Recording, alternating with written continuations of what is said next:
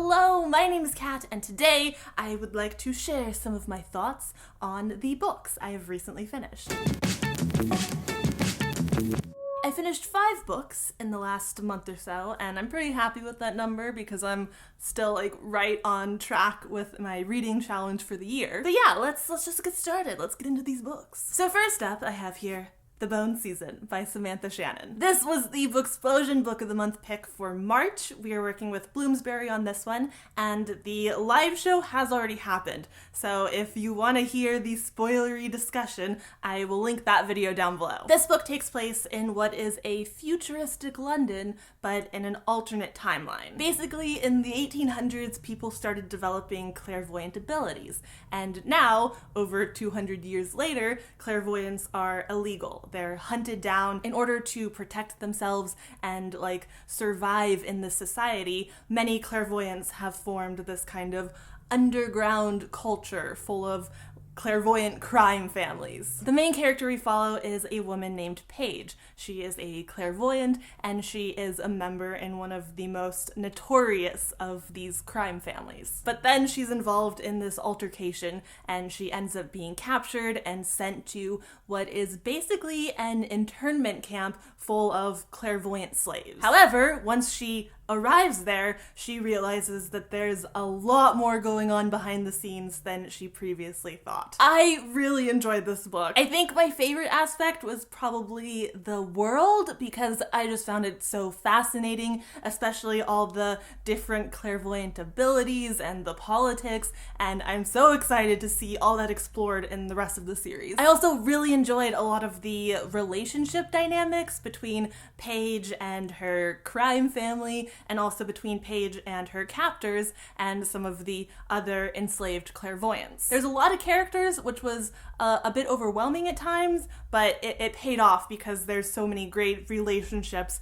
that developed out of that. It's definitely a solid first book in what is going to be a big, complex series. Now, being the first book in a big, complex series, there was quite a bit of setup and some info dumping, particularly in the beginning. It just took me a little bit to really get grounded in the story. There's a lot of new words being thrown around and a lot of characters, many of which go by more than one name, so I was confused at times, but that was mostly in the beginning. By the time I got into the groove of it, I was just really enjoying it. If you're looking for an awesome and complex dystopian / fantasy series, I would definitely recommend giving this a try. Next up, I have here Geekerella by Ashley Poston. And this is the April Book of the Month pick for BOOKSPLOSION. We're working with Quirk Books on this one, and I'll go ahead and put all of the read-along details down below if you want to join in. I absolutely adored this book. I actually read this at the end of March,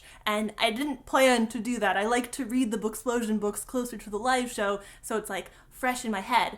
But I saw on the cover of the food truck here, it says vegan treats. And I was like, oh my gosh, is the main character vegan? So I started reading to find out. And it turns out she's not vegan. But by the time I discovered that, I was too hooked into the story to stop, and I just flew through it in a single sitting. Basically, it's a YA contemporary that kind of combines a modern Cinderella retelling with geeky fandom culture. First, we have our female lead, a girl named Elle, who, growing up, her parents were really into this sci-fi show called Starfield, and they actually started the fan convention for it. But now that both of Elle's parents have passed away, and she's kind of in an unpleasant situation with her stepmother and stepsisters, the Starfield fandom is more important to her than ever before. And now Starfield is getting a reboot, and Elle is not happy at all with the actor that has been cast as the male lead. The other main character of this book, the other point of view that we get, is from Darian.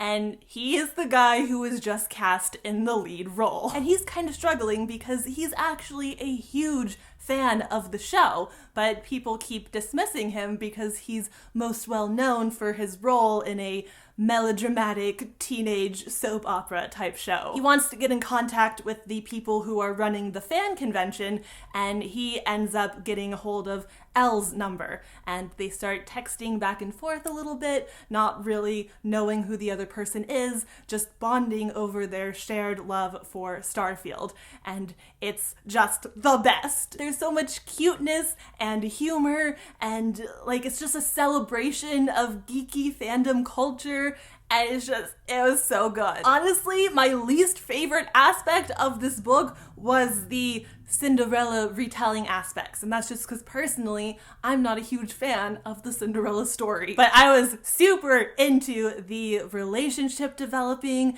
and all of the geeky fandom elements. I also loved that we got a dual perspective. Like, both characters had their own separate stories and struggles. Like, Elle is dealing with her family, and Darian is dealing with filming this movie. If you're looking for a cute, fun, rom-com type book, then I highly recommend this, especially if you do like Cinderella retellings or you're into fandom culture, which I imagine many of you are.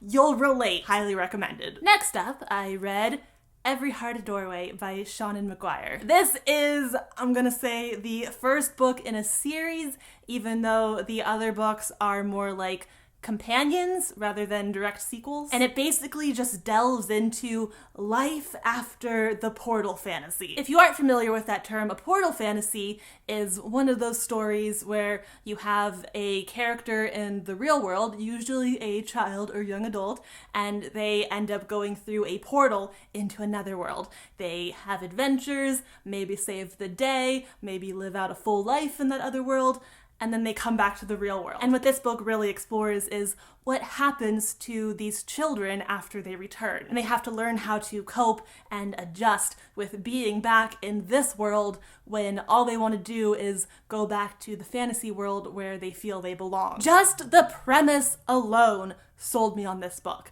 And it's kind of a good thing that I was attracted to the premise, because I would definitely say that this is more of an idea book than a plot book. There is a mystery plot line that runs through more the second half of the book than the first, and I did enjoy that aspect, even though I did feel it was a bit rushed. But what I really loved about this book was learning about all of the fantasy worlds and the experiences that the children have had in them and in returning to the real world. And there's so many amazing, fantastical, and whimsical details that just made this book so fascinating and captivating. The writing was wonderful. Like, even though it's a very short book, it's like less than 200 pages, there's still so much packed into each sentence. And there was so much great imagery and whimsy, and it touched on so many different ideas. For me, it was definitely what I call a sticky book,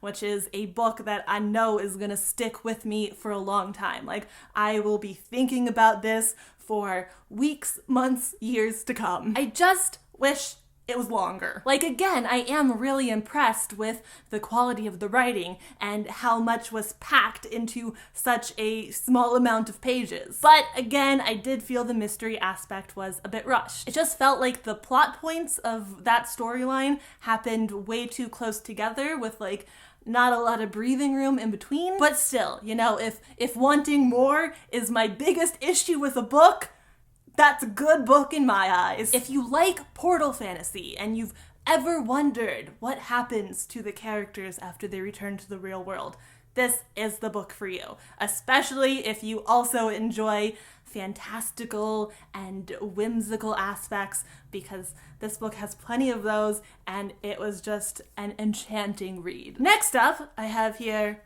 Harry Potter and the Sorcerer's Stone by J.K. Rowling. If you don't know what this book is about, I can't talk to you. I actually didn't read this book. I listened to the audiobook. Last month, I went to Harry Potter World in Orlando, and I thought it would be a good idea to listen to the audiobook for this on the plane ride over, and it turns out it was a good idea. It was fantastic listening to it, and then going to Harry Potter World. It was a good week. It was a real good week. I actually haven't reread the series since I started booktubing, which was like 5-6 years ago. So this is so overdue. I'm gonna start making my way through the entire series, but in audiobook form because I just bought all the audiobooks. I want to finish them all by the end of the year, so I'm gonna try to do at least one a month, I think. And yeah, I'm so happy about this book and the series and the fact that I'm rereading it and just Harry freaking Potter, man. And finally, I have here Zen in the Art of Writing by Ray Bradbury. This is nonfiction. It's actually a collection of 13 essays by Ray Bradbury on the art of writing. I have read this a couple times before, but it's one of those that I love rereading like every year or so because it's just so inspirational and motivational, and it gets me in the mood to write. Like, it's such a writing pick-me-up. Ray Bradbury is so in love with the craft of writing, and that love is so present in the pages and the words. Like, it's infectious. I'm actually doing Camp NaNoWriMo this month.